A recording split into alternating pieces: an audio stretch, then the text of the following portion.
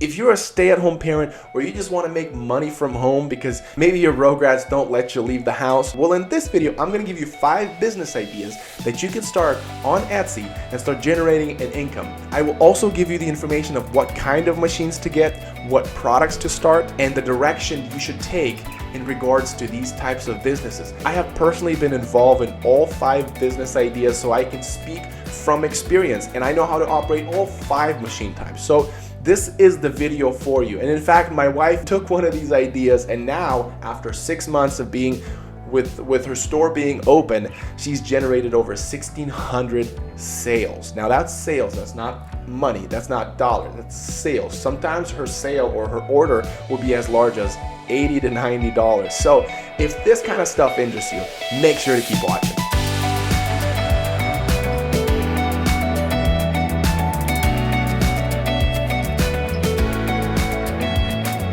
Hi guys, my name is Vlad. I'm the owner of Tag Pup. It is a top 1% store. Also, it's the #1 pet product store on Etsy. You can check with eRank in terms of daily volume sales. So when it comes to selling on Etsy, I kind of know what I'm talking about. So if you decide to go with one of these ideas, make sure to subscribe and hit the bell notification as you're going to be opening up your business and growing it so that you can then build a sustainable business. So without any further ado, let's jump to number 1. Number 1 is vinyl cutting. Now, vinyl cutting has different price variations, right? You can get a Cricut cutter that is a couple $100 or $300 from Joann's, or you can go up as high as $5,000 or $10,000. Now, we can scale to that.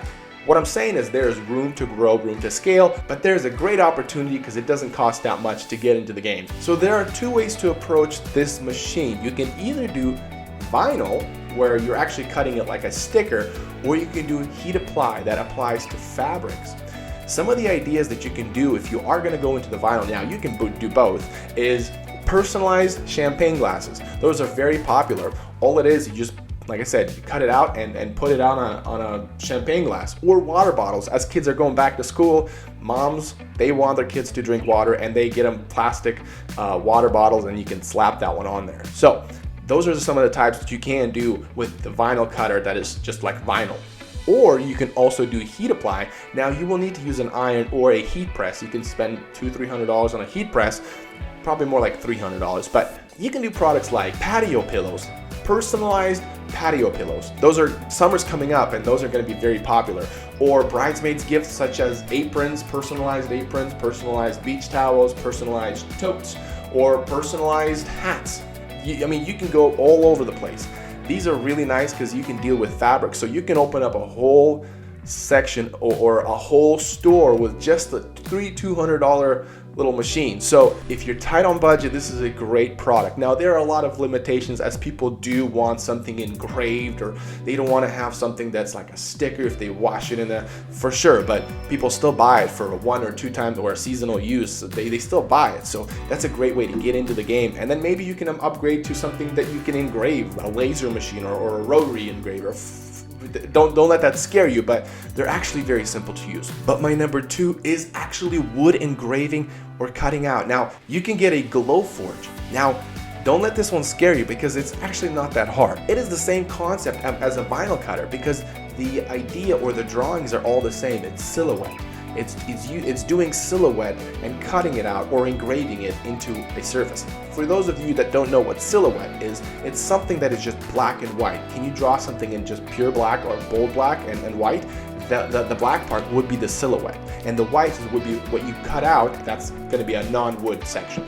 So that's what you're going to be doing with wood engraving or cutouts. Some of the ideas that you can do is like coasters. You can either engrave coasters, you can order coasters and engrave personalization like the Miller's family or the Stevens family. Or you can actually cut out your own coasters. I've seen people do this all the time. They get sheets of wood and they cut them out with these laser machines. You can also do groomsmen gifts or wooden compasses. Or you can do family gifts along the lines of coasters like cutting boards. And when Christmas comes around, you can do stocking tacks. Those sell really well. Or go into the room decoration and start selling name cutouts. Those are popular. But that's a great one to get into. There's a lot of stuff you can do with a wood cutter, and it's a lot of fun. Now, they are a little pricey. They have a big price tag on it. So if you have the money to spend, I would recommend you try this one out. The program and how to use the software is actually not that hard. Half the time, it's just a type and enter. It's really simple. A lot of times people say, ooh, laser engraving, that's complicated for me. I don't know all that stuff. It's actually not that hard. The reason I say Glowforge, because it's one of those printers that can actually engrave and cut. There are laser engravers, wooden engravers that only engrave, or the ones that cut, they tend to be really expensive. So if the wooden engraver or cutter, if it's really cheap, it's probably not gonna cut. It might engrave, but it might not cut. Number 3, and this is the one that my wife decided to go with, and that's embroidery. Embroidery is a fun one. Now, embroidery is not really that complicated on what it is. The more complicated part is the software. Now, the software, if you wanna go fancy on doing logos and things like patches, it gets a little complicated. But if you're just gonna personalize it, it's literally a type and embroider. You don't have to do much digitizing. You just need to type, and that's about it if you have the software. Now, these are also a little pricey. They're in the $4,000 or $5,000 range, up to $10,000 per machine, but these are really nice, and you can do a plethora of things. And you'll actually find, I yet to find somebody that is successful in the embroidery business that just has one embroidery machine. So you can start off with one, but I guarantee you that these orders will slam you so much, you'll be like, I need more than one. So embroidery machine. Now, the things you can do with this one is kind of like what you can do in vinyl, but they're a lot more heavy duty, and people actually appreciate embroidery more. Like, you can do aprons and patio pillows and towels, hand towels and beach towels. The nice thing about this one is it lasts for a long time. So embroidery tends to be very appreciated amongst the community. You can also do baby onesies. You can do pacifier clips. That's what my wife does. Or you can do couch pillows. And the nice thing about the couch pillows is oftentimes customers have 2 couches, so they need 2 pillows for each, oftentimes, or at least 1 pillows for each couch. So it's more than just 1 pillow. Or you can just do pillowcases. Those sell really well. I've seen that from my own personal experience. So you can go wild. You're just getting yourself an embroidery machine. Like I said, they're not that hard. It only gets difficult when you're trying to get into the digitizing and multicolored pictures. Number 4, and that is sublimation. Sublimation is something that I do on a daily basis. Sublimation is pretty much a printer that is able to print with sublimation ink. It is pretty much the ink that is able to transform from solid, which is going to be on the print, what's going to be printed on a piece of paper, and it's going to transform into gas, and it's going to bind to thread that is polyester. But the things that you can do with this one is it doesn't have to be silhouette, meaning it doesn't have to be black and white. It can be multicolored, and you don't have to know how to digitize for this one.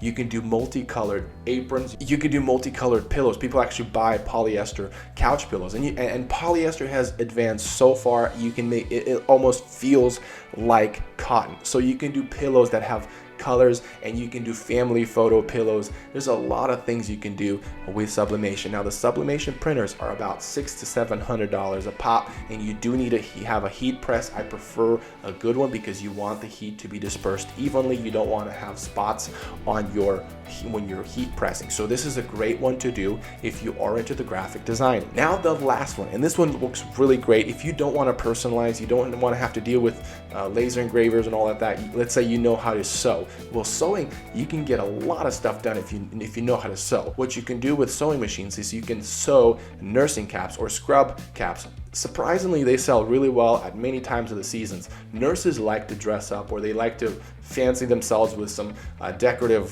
things that they can wear. Like for July 4th is coming up, and they like to wear, Independence Day or American flags and things like that, Christmas or Easter or you name it. There's a lot of ongoing designs that are being purchased by nurses that they like to wear, and they buy these all the time. So in sewing them, and they are sewn pretty simply. Of course, you can also do dog bandanas. Those sell really well for all kinds of seasons. People people like to change them out often in all kinds of seasons, birthdays, weddings, Christmas, you name it. That's a great one to do. And the last one you can always do nowadays, you can do face masks. Face masks still sell surprisingly well, despite the fact that there was at one point such a big inflow of sellers, and they kind of dispersed. They didn't want to continue the business, but people still want to buy face masks as it become kind of a cultural norm. So you can do that. So hopefully you found this video useful. If any of these interest you, but you have some questions about some of them, make sure to comment in the bottom. I would love to answer your question. Like I said, I have dealt with each of these myself. There are pros and cons. There are